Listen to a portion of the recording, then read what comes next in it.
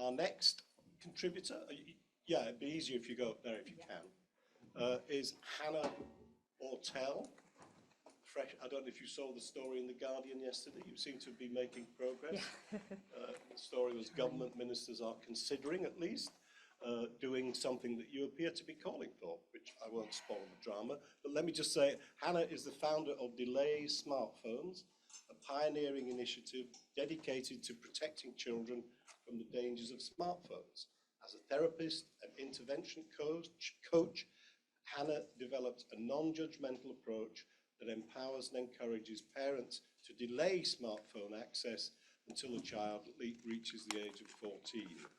And under Hannah's leadership, Delay Smartphones has recently expanded into the United States, driving a positive initiative over there too. So, Hannah, over to you. Thank you. So what are your best memories of childhood? For me, it was remembering when a cardboard box, a massive one, would be delivered to the house with something inside. And straight away, me and my brothers would be turning it upside down, cutting out little windows and doors, and inside maybe building a kind of spaceship console or turning it into a mini caravan. And I think that a lot of you will have had similar experiences in your childhood. For me, definitely a highlight, sleeping bag, going down the stairs. I know lots of you have done this too.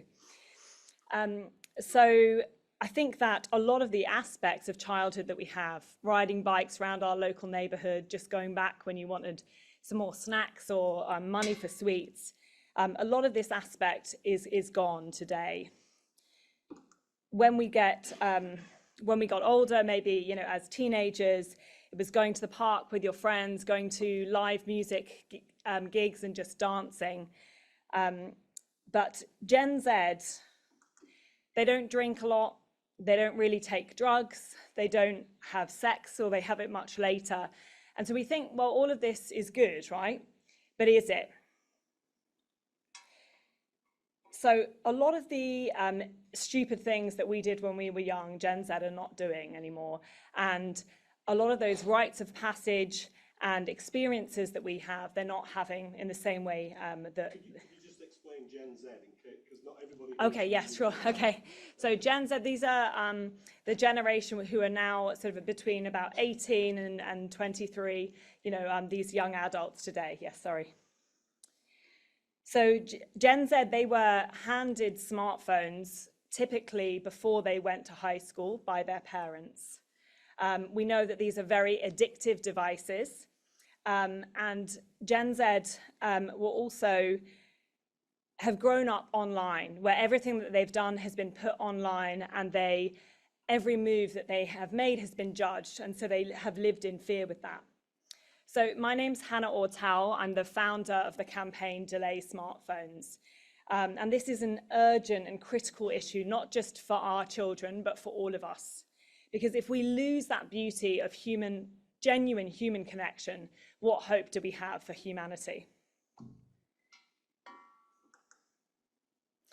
So I like to use this as an example. I think we can all remember, in our youth particularly, New Year's Eve, going out, getting ready and having a great time with your friends. And what would happen every time after the countdown, as soon as the clock would strike midnight, straight away, we'd all be hugging our friends, kissing, saying Happy New Year to everyone. So this was last year in Paris. When the clock struck 12, everyone stayed completely still and silent and just carried on filming the moment. And I think that any of us can look at that and think something has gone seriously wrong. So it's not just human connection that our kids are losing.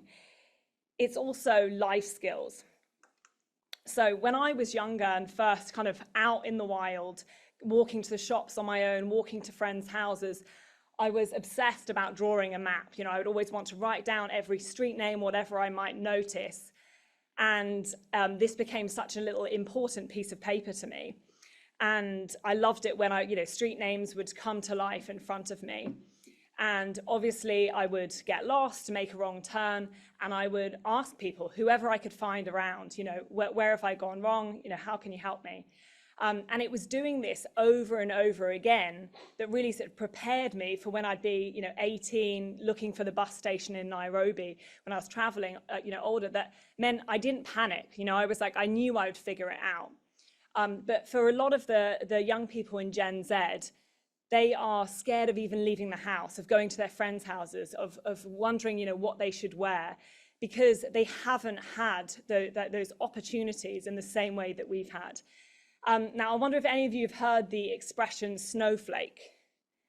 Yeah, so a lot of the time, people from Gen Z will be described as snowflakes, but I think this is really unfair because they haven't had those opportunities that we all had, all those rites of passage to prepare, from that transition from child to adult. So in just over 10 years, we've gone from a play-based childhood to a phone-based childhood. And John Haidt calls in his latest book, The Anxious Generation, smartphones are experience blockers.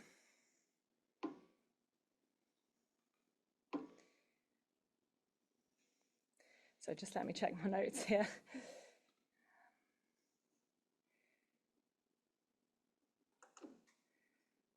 Okay, so yes, we've gone, to this phone-based childhood, but is this just the reality of how the world is now? Does this even matter? But the research shows that it does. So firstly, if we just look at physical health, these are all the things that smartphones are doing to children's physical health. If we just look at the spine, so the weight of a child's head is about 3 to 4 kilos. So you imagine that most of the time that teenagers are on phones, they are looking down. So we know on average, teenagers are spending about 9 hours a day on their phones. And you imagine the majority of that time, that's pulling down on their neck and spine. They haven't fully formed yet, their bodies. So we can't be surprised when we start seeing a lot of neck and spinal damage. Mental health is obviously one that is much more widely talked about. We are in the midst of a global youth mental health crisis. But even if we just look at an issue like self-harming, there's been a 140% increase in hospitalizations for self-harm since 2010. But if we think about every child who ends up in hospital with self-harming injuries, that is a trauma for that whole family. And of course, we all know ourselves how addictive our smartphones are. So how can we expect children to be able to self-regulate? And of course, all the things that they can potentially, be exposed to. I'm not going to go into a lot of detail about all of the things here. You can refer to our website. We have all the evidence on our site at delaysmartphones.org.uk, and please do take the time to really look through the research yourself there.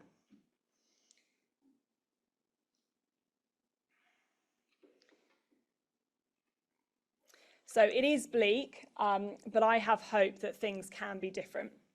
So on my first day of high school, a group of boys were all pointing at my legs and laughing. I had no idea why, I was a bit confused. And then one of them came up to me and asked, "Are you a lesbian?" And I was just even more confused. And other people told me, "Oh, that's because you don't shave your legs." I was 11. So what I never considered is what that would be like today in 2024. And I had a mother tell me that her daughter, also in the first year of high school, was getting changed for PE. And one of the kids had filmed her legs and turned it into a little video with monkey sounds and had spread it around, all the class. And this is what happens when we give children a video camera in their pockets that can broadcast globally in a second.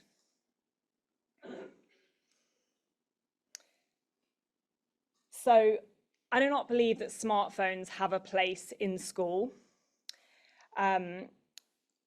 We know that smartphones have a huge impact on bullying. They are really a great device for bullies because we no longer know who the bullies are. It's become silent. So teachers don't know who's being bullied or who is bullying.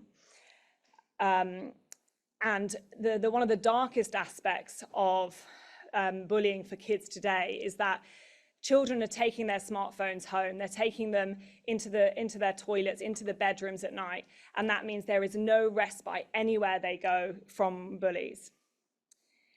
But smartphones also have a huge impact on academic achievement. And we can't expect teachers to be able to get the same attention from kids when they're watching Netflix behind their textbooks. Teachers have also reported of being nervous that they're being filmed, and that at any point, that something can be taken out of context and used against them. I've heard from teachers that lunch halls have become completely silent. So you walk in and kids are just scrolling through their phones while they're eating, instead of that normal mayhem, laughter, chatting that we all had growing up, when we were eating. A mother told me that she had really locked down her child's phone. There was no social media, no WhatsApp, no internet browser. And yet when her child was coming home on the bus, he was absolutely bombarded with other kids airdropping him violent porn videos because they thought it was really funny. So it just shows that no matter how much we think we can protect our children with the right parental controls, as you can see, with one very quick Google search, it will give you a video demonstration of how to remove any kind of parental controls.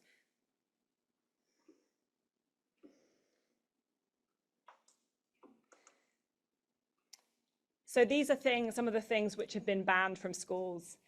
Some of them you may remember, some maybe not, but conkers, POG cards, Tamagotchis, yo-yos, Pokemon cards, all have been banned for being too distracting for the learning environment. And yet, we're allowing smartphones still into school.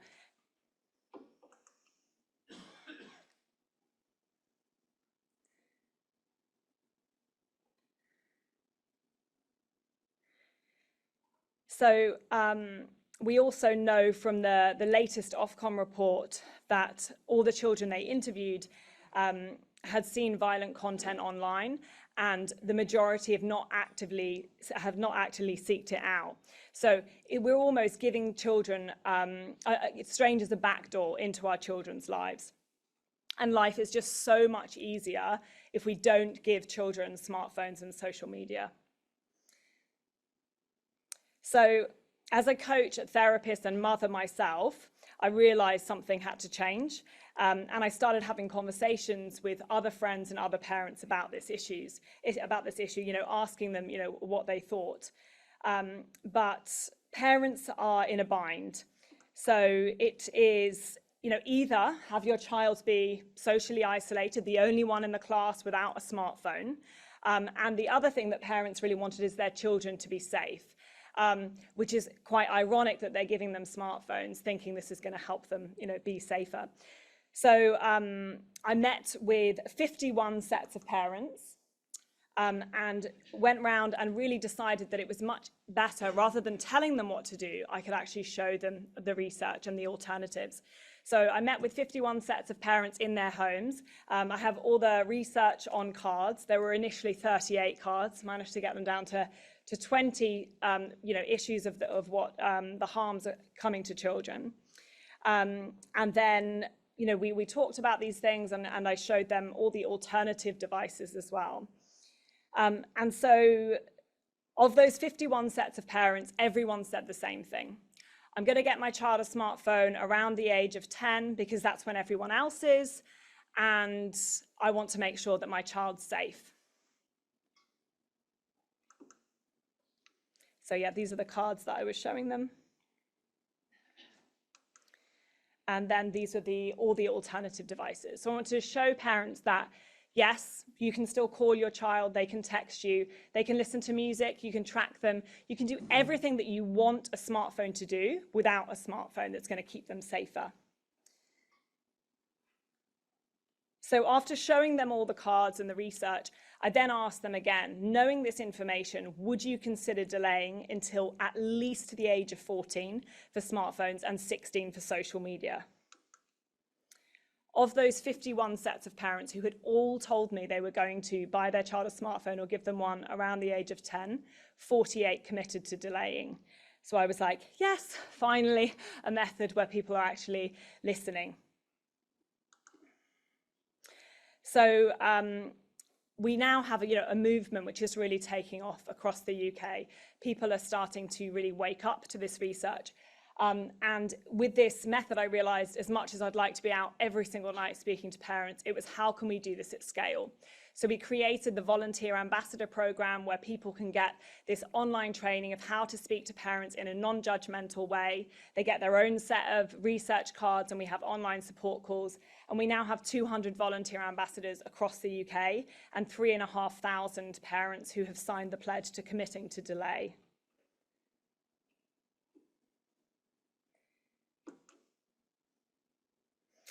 So the one thing that is standing in our way right now is resignation, that things can't be different. We hear a lot of the time, oh, the genie's already out of the bottle. And I know a lot of you here are looking at, okay, well, kids are going to have smartphones anyway. How can we keep them safer? Which is obviously all about, age assurance.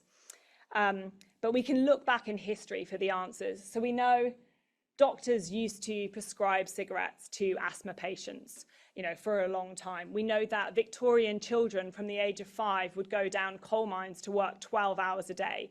Now we know better. Cars were, for 100 years, there was no law that you had to wear a seatbelt. Now we know better. And so time and time again, when I've been told, this can't work, we now have insight that parents didn't have 10 years ago, and we now know better.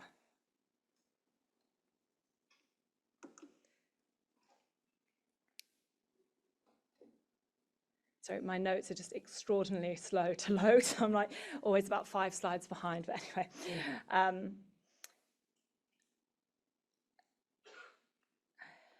Sorry.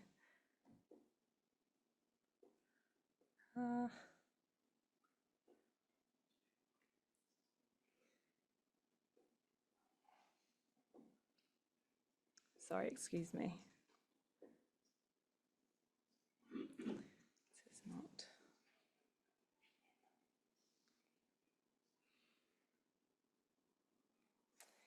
Okay, okay, just 1 second. I'm just going to grab my laptop out because it's just not loading anymore. 1 second.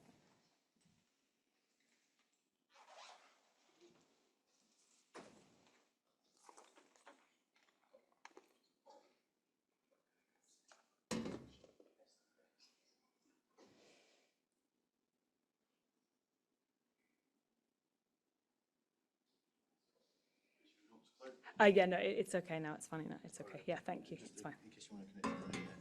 Okay. All right. Okay. Thank you. So, and yeah, the last point on that, the way from history, we know that the age of consent was 12 for 6 centuries before it got increased to 16 in the UK.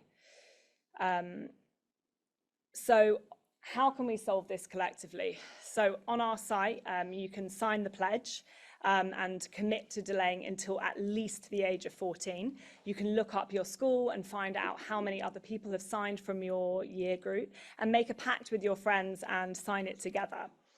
So parents of teenagers almost universally say they hate kids having smartphones. They say it's a constant source of conflict and something that they wish would just go away, and they find it impossible to get their kids off it. So this isn't either regulate the industry or delay. We can and we must do both together. And this isn't a no tech or no phones campaign. There are loads of brilliant phones that kids can have that will keep them safe at the same time. So we have to do this together as communities, organizations, families, schools, governments, and big tech all coming together. So yeah, the first thing that we want to do, as I said, sign the pledge. The next thing we want is a completely enforceable ban in schools of smartphones. Smartphones do not have a place in school, so we need government support to be able to have the lockers or pouches and making sure that schools are really coming on board with this. The third thing, we want to see a ban of social media for under 16s, and we want to have government regulation using age verification, as lots of you are working really hard on this at the moment. So the end of the phone-based childhood isn't just a distant dream. It's really within our reach, and we as adults are responsible for this mess, so we need to clear it up. And I really believe that we can and we must come together to save childhood, and it's that true character of society is demonstrated in how we treat our children. So I'm sure most of you can remember the movie Speed. So I often think of it as smartphones are the bomb and our kids are on the bus. So we're just going to leave them on it. Thank you.